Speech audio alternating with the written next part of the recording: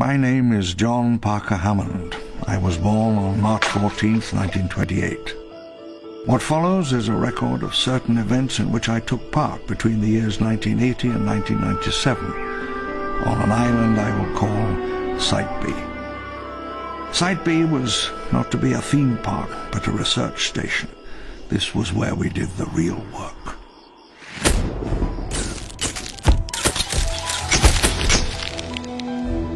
By 1989, international genetic technologies had succeeded in their design to genetically recreate the dinosaurs.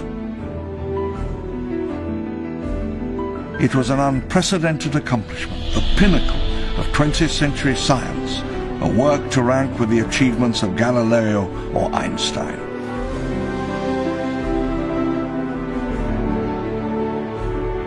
But it was not all so easy or so simple as it appeared. One seldom hears the true history of such events. What happened at the place where the world changed? How it began? What were the reasons? What was the cost?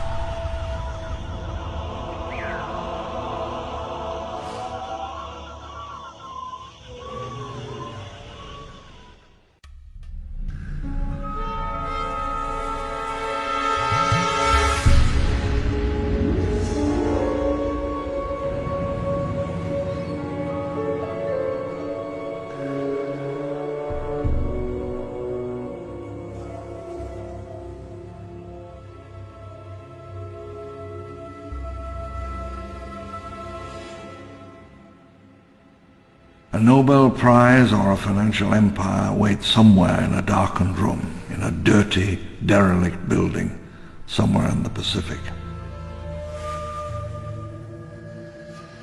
It was the flowering of an ambition born 50 years ago. 50 years' struggle come to this.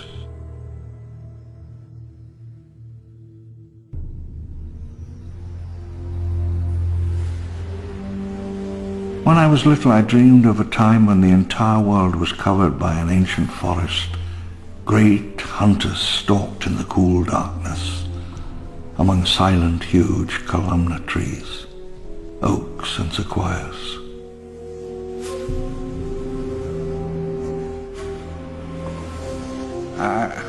I left home at 15 with a rather romantic idea of seeking my fortune. I remember the train ride south, in my best clothes, eating an apple, the entire world before me.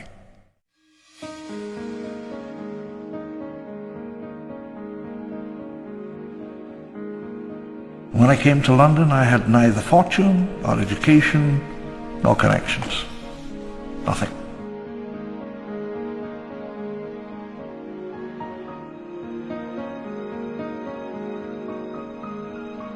The mysterious John Hammond, shady investor, multimillionaire, jovial mad scientist.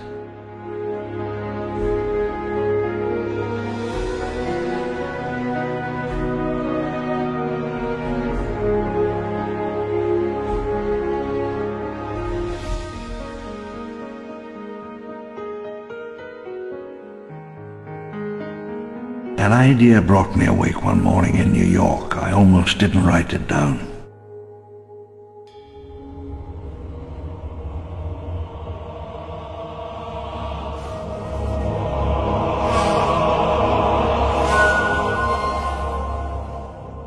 What if a mosquito sucked the blood of a dinosaur 100 million years ago?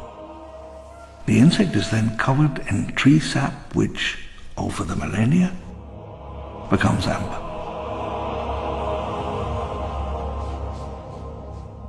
The insect is preserved perfectly. But you see, and here's the clever part, wouldn't the dinosaur blood be preserved as well?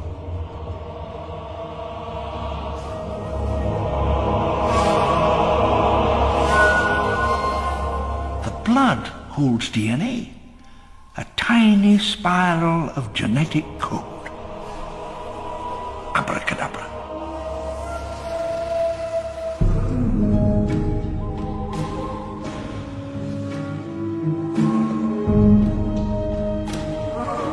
Sunlight angled down through the dusty air in Norman's office, and I leaned against a solid oak table as I outlined my plans for international genetic technologies. The first task was genetic recovery, acquiring Jurassic or Cretaceous amber, extracting preserved DNA, and reassembling the complete sequences. Bringing it up the well, we called it. I spared no expense, permitted no failures.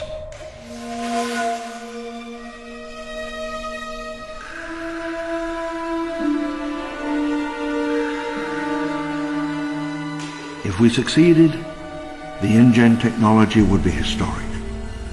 We were planning to conquer time's power over life, its power to extinguish and erase. It would change all our lives, as profoundly, as irrevocably as the atomic bomb.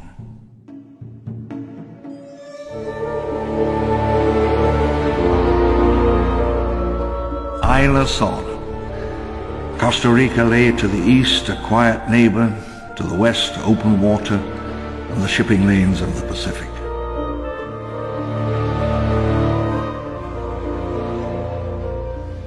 "1981. I stumbled out of the helicopter, already beginning to sweat, and looked around at the lush forest, the wet leaves.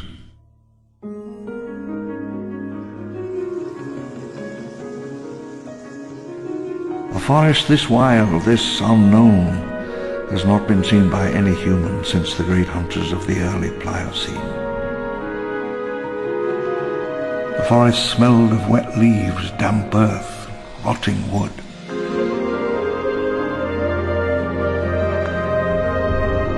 Cameras and seismic instruments in yellow crates. They set them in the dust as the helicopter rose.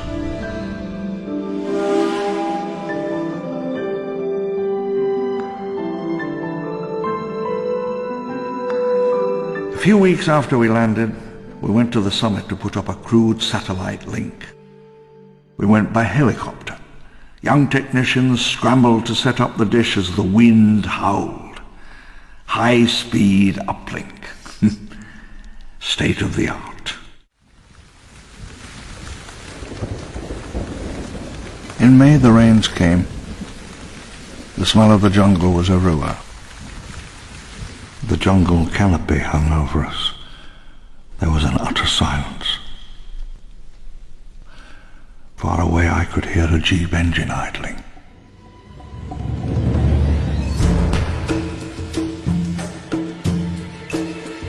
InGen standard safari vehicle, state of the art.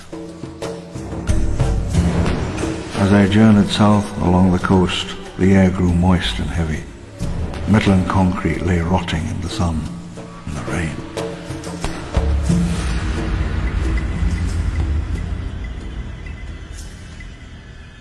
A failed coffee plantation of the 1860s. Fields were marked out by stone walls. And to the west, the ruins of the plantation house still stand. The buildings followed a scheme I only vaguely understood, marking seasons, the lunar year, and the movement of the stars.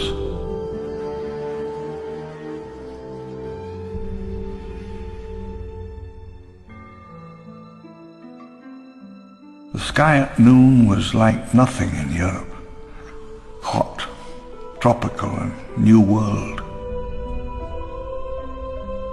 On the plain, the heat was extraordinary, like a solid wall. I stepped out of the jeep and stretched my legs. The two guards attended to the wheel, and just for an instant I stood alone, unprotected in the Jurassic wilderness. I felt the air currents around me, heard a single tree rustle.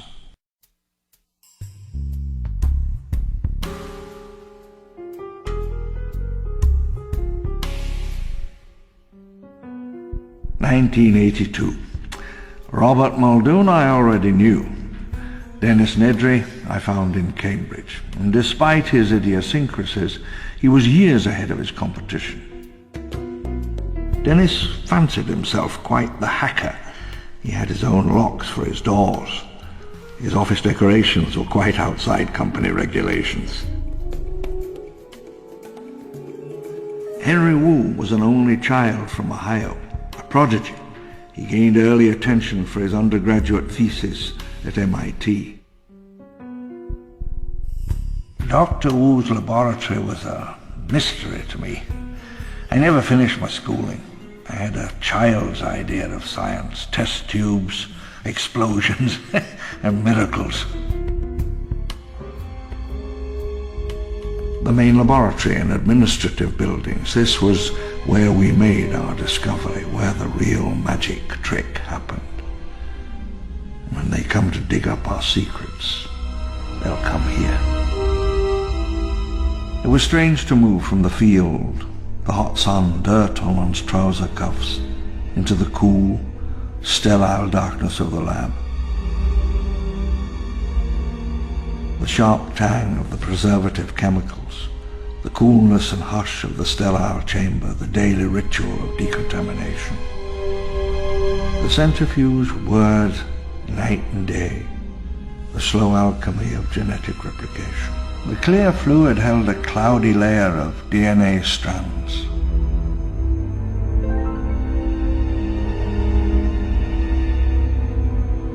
We worked long into the night, feeling at times as if the whole of the earth had fallen away outside, leaving only the darkness, the work, the endless questing into the past. Keyboards rattled into the early morning. Ranks of green CRT screens displayed collated genetic data.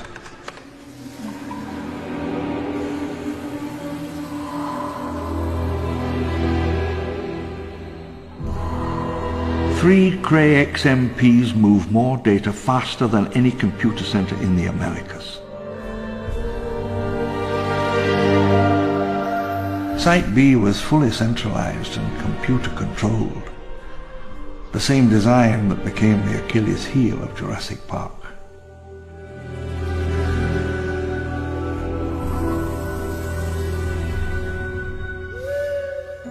Diagnostics, communications, security, all ran through the computer. Accordingly, computer security was paramount, the tightest on the island. Two German technicians were accused of conspiring to walk out with crucial research materials. They had planned to breach the main computer vault and remove some of the data stored there. No proof was ever found. It was in the last days of genetic recovery, and at this point nothing was certain. Was the DNA there? Could we bring it back? Up the well? In a quiet, locked room, the extinction of species, the history of life on Earth, is being methodically reversed. It was 3 a.m. The room was strewn with soda cans, and for the 100th time, we ran the extraction sequence. As Nedry typed, the world seemed to hold its breath, and for a moment we stood at the turning point between two great planetary eras, the million-year reign of man and the age of the dinosaurs.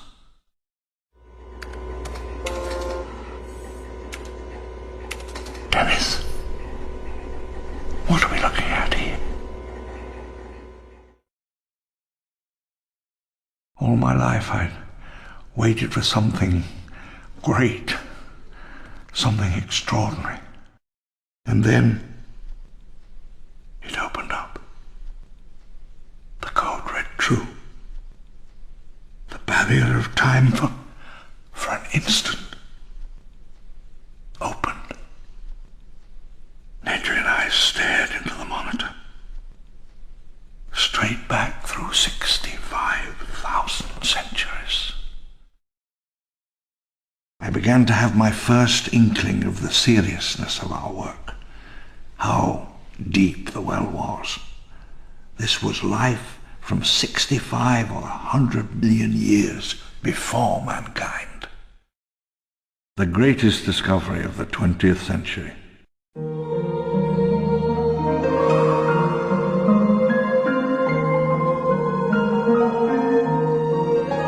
Building the town was hard.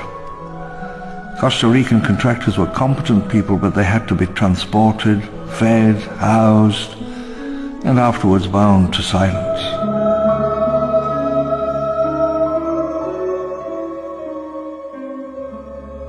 The biotechnicians were compensated for living in exile, high pay, luxury housing. Dennis wanted computer time and money.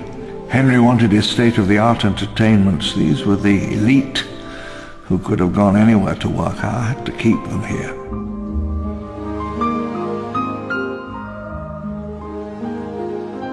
Left to itself, the facility reverts to minimal power, chiefly battery-powered security systems.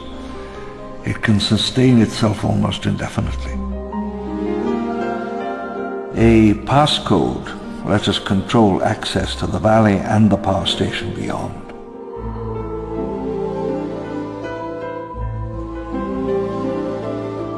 In 11 months, Site B became the most powerful genetics facility in the world. We were neither the only covert business to thrive in Central America nor the most dangerous.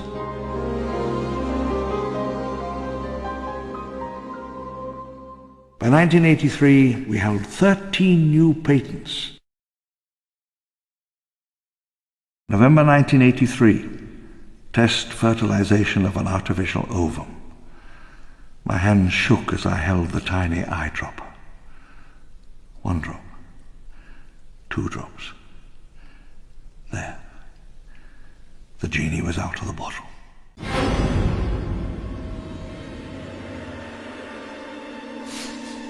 The raptor took shape inside its egg, and I watched it on the ultrasound monitor. It looked like a ghost or a puff of smoke.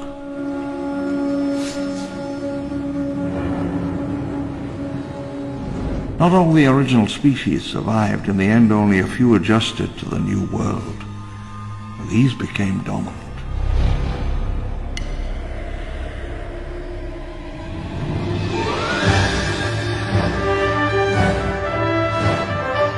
Brachiosaur, oldest of our recreations by 50 million years, the only true Jurassic native.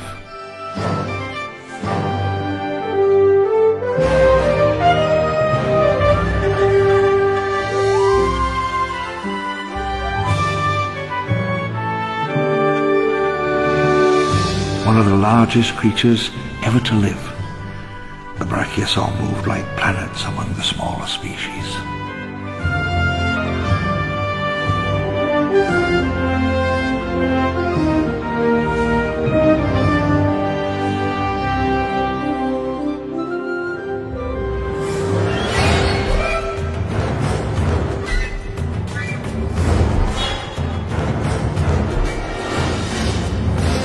Tyrannosaurus rex, tyrant lizard. They reigned for 25 million years. We grew 7 of them, the 7 rulers of the island. And despite what we'd been led to believe, the T-Rex was not a scavenger at all. We clocked one at 50 kilometers an hour.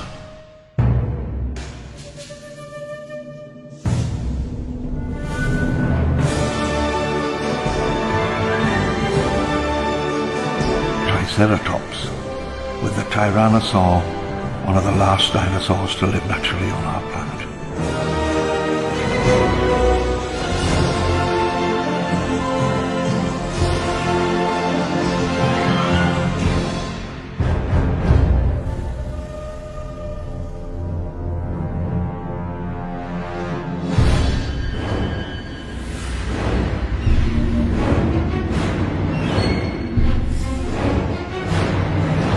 Albertosaur, alone, fast and strong. eking out a living between the 7 tyrannosaur and the 3 raptor tribes. The Albertosaurs took to the open fields like lions to the Serengeti.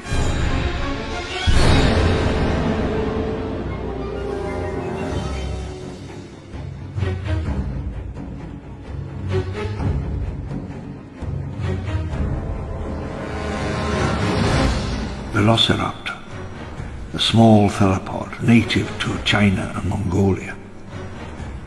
Pack hunter, quite vicious and quite intelligent.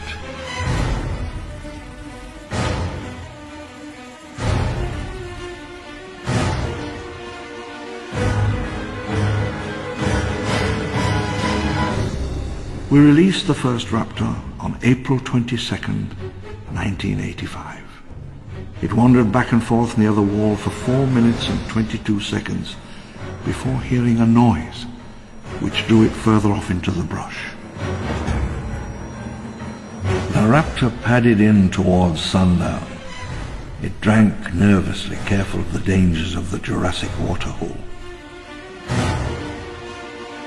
The raptor preened itself, utterly confident of its right to be there, absolutely no consciousness that it was not the sovereign ruler of this earth.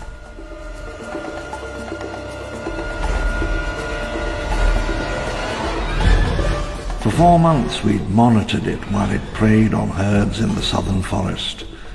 We never knew why it grew so large. In the summer of 1988, it began moving north.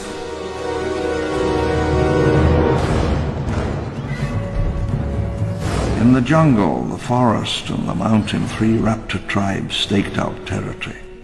Albertosaurs and 7 T-Rex chose their dominions. Uneasy borders drawn around forest, ridges, and ponds. A 3rd tribe of raptors took the mountain for their territory, a leaner, tougher breed, quick, living on birds and tiny lizards.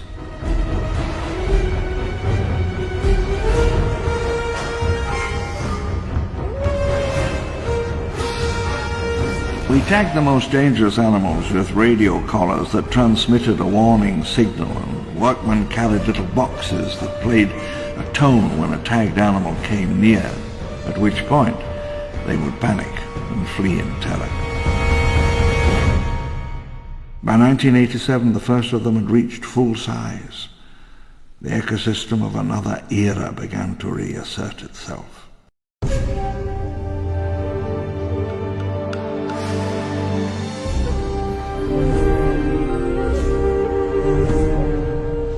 1988, workers from the mainland were pouring concrete supports for a rail system running north to the settlement.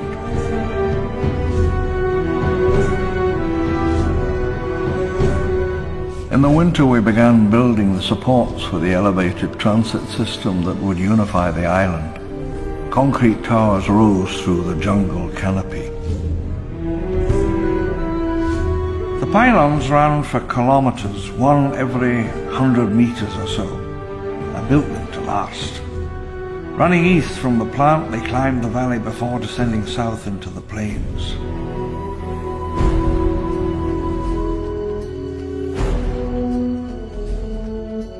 Curving up out of the southern basin, the Atherton Causeway would bring visiting scientists north from the southern beach.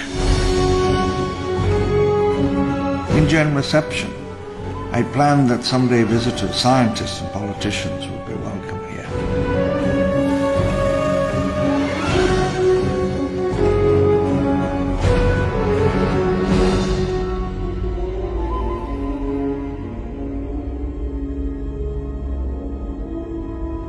May 1989, we began laying foundations on the South Beach for a hotel for visiting scientists and businessmen. A year hence, I thought, the island would be quite famous.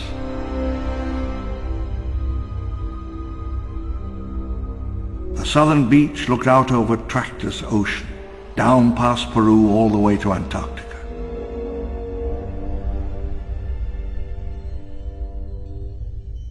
The main harbor for Site B.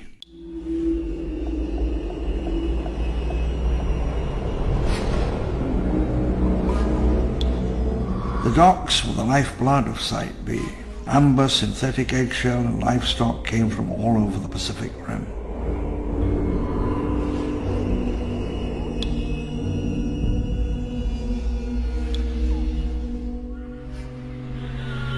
Chinese sailors singing in a curious, keening falsetto as they unloaded the synthetic polymer eggs.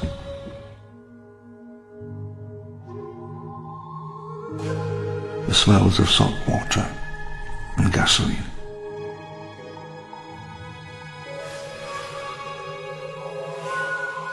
The steam pipes hissed and spat.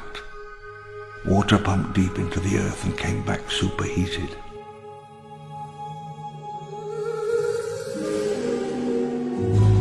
The Emily was a tug for bringing in the bigger freighters.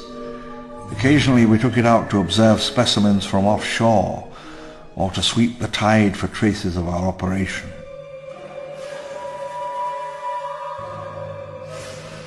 It was scuttled in 1989 as a quarantine measure soon after I gave the government my testimony. Far out to sea we would sometimes glimpse the US Coast Guard units assigned to observe our activity. In 1989, the park was nearly complete. Our investors demanded on-site approval, and I, idiotically as it now turned out, believed we were ready. The debacle of August 27th, 1989 is now quite well known, and the legal consequences were, as you may well imagine, rather extensive. I still believe Nedry left himself a back door, something about the hobbits or God knows what. On October the 3rd, 1989, I sat on a wooden bench in the waiting room in Washington, D.C. A government panel put me on the stand. As my name was read out, the session room went silent. They walked up the aisle towards the stand. I was being called to account, but I had no clear explanation to give. I'm sure you've heard the rest of the story on the television news or in the tabloids. Bankruptcy. I leaned against the wall, my whole body shook. I dropped the margate, shattered. I let it lie there. We would be leaving soon.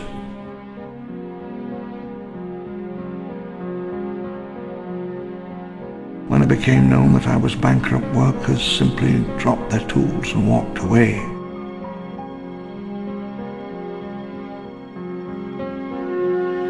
As we left, we vandalized our own locking mechanisms. InGen tolerates no trespasses.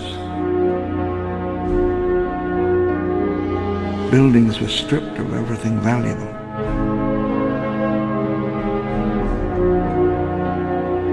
Technicians and workmen crowded round the docks, fearing they might be left behind when the security ring collapsed. Armed guards stood watch.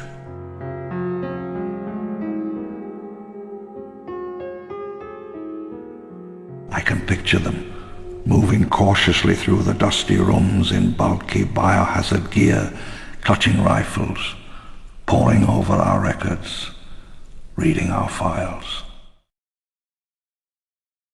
And we sealed off the town, save for a few crucial gates, southward to the lowlands, eastward to the power plant and laboratory. We sealed the eastern gate for the last time. Gazing from my study window, I hit on a simple mnemonic for the passcode. Like Nedry, I felt I needed to keep a back door open. I gave myself over to the strange, lonely discipline of the market, investment strategies and profit. I stood apart, master of codes and lost worlds of heat and cold, and the sleep of 100 million years. A lost world is a sort of scientific myth, an evolutionary scenario in which an ecosystem is isolated and preserved, The rest of the world changes, leaving a tiny, fragile pocket where ancient species survive. October 1996. The InGen Corporation is taken out of my hands by a vote of the board of directors. My nephew dispatches his team.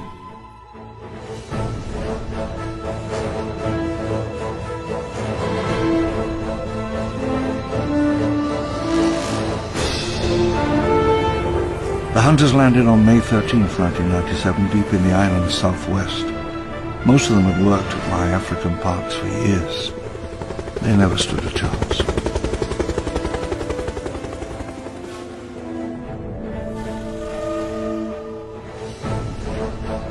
Hunting dinosaurs is quite a tricky business. I recommend helicopters, if you've got them. Lindstrat guns, by the way, Swedish-made, unbeatable for accuracy and rate of fire. American-made tranquilizer darts.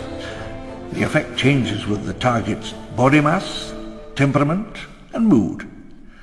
I believe the phrase is, results may vary. The InGen hunting party carried the passcodes for our perimeter fences.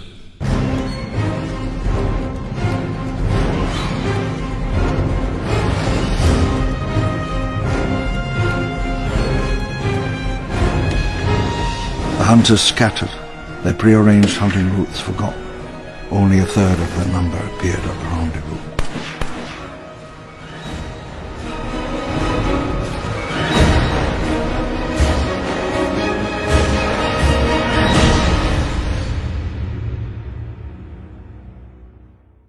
Martin A.S.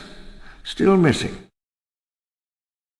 Aramchetty V. still missing. Sullivan R.M. still missing. LaSalle P. still missing. Van Holm S.T. also still missing. Listrata A.L. deceased. I was unable to find any records whatsoever on Michael Sullivan beyond the sole fact that his flight to the rendezvous originated in Port-au-Prince, Haiti. LaSalle was a disciple of Roland's, a sometime poacher, fancied himself a master hunter. An ex-policeman from South Africa, a sort of soldier of fortune character, known as the Maharaja to his fellows, highly skilled, but only works alone. He was meant to radio for picking up from the comm station. I first met Harold Greenwood in 1992. He was an American, introduced to me as a former Green Beret. He asked a number of questions about the disposition of the InGen technology. Harry claimed to be a friend of my former son-in-law. I liked him. He was confident and dashing.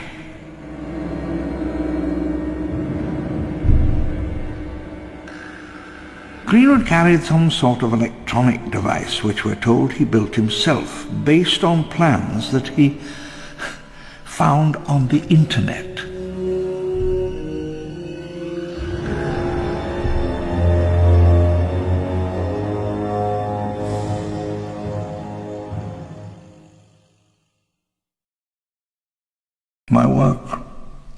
My work lies where I left it. If there was anyone brave enough and clever enough to take it and return the keys to time, perhaps the foundation of a new empire. As I write this, tiles are cracking, smeared with windblown dirt and animal tracks. Thick tree roots are pushing up through the asphalt. The island settles itself, beginning to erase all trace of us. Water seeped into everything. The technology, the real trick of it, is still in there, in a darkened room in an empty building with a dirty floor. It waits. The flashpoint, the origin of Jurassic Park. Creation is an act of sheer will, and next time it'll be flawless.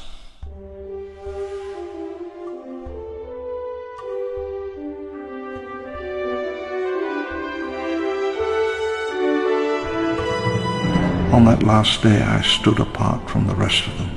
The helicopters were setting down. Before me the jungle spread out, and I saw that a savage, primal age had begun again.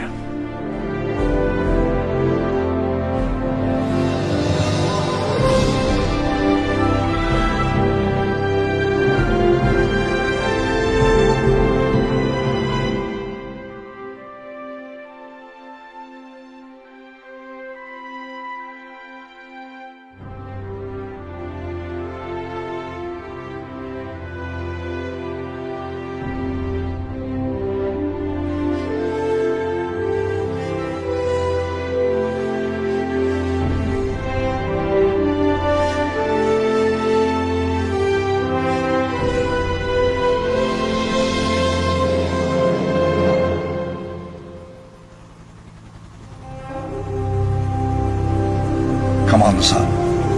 Get us out of here.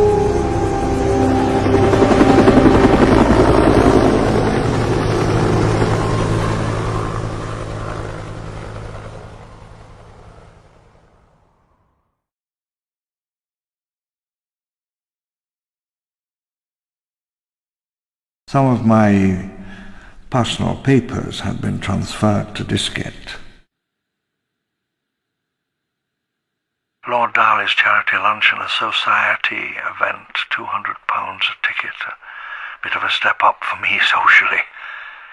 I was seated with this very pleasant young woman. I would gaze at her at dinner parties in moments when she was distracted. The hair on her upper lip, the way she exhaled the smoke from her cigarette. Save that in her voice and her walk there was a world of grace and sophistication that I knew I was forever barred from. She would not answer me at first. I asked her again. Partygoers glanced curiously in my direction. Candlelight blurred my vision. I stammered it. I was not certain what I should say. She laughed, though, and seemed charmed. She asked me to call again tomorrow. 2 a.m. I called once again. She had still not come home, nor did they know where she was. I didn't leave my name. I'll never forget this, and I will never forgive. I swear it. This is the last time. I met a traveller from an antique land who said, 2 vast and trunkless legs of stone stand in the desert. Near them, on the sand, half sunk a shattered visage lies, whose frown and wrinkled lip and sneer of cold command tell that its sculptor well those passions read which yet survive, stamped on these lifeless things, the hand that mocked them, and the heart that fed. And on the pedestal these words appear. My name is Ozymandias, King of Kings. Look on my works, ye mighty, and despair. Nothing beside remains. Round the decay of that colossal wreck, boundless and bare, the lone and level sands stretch far away.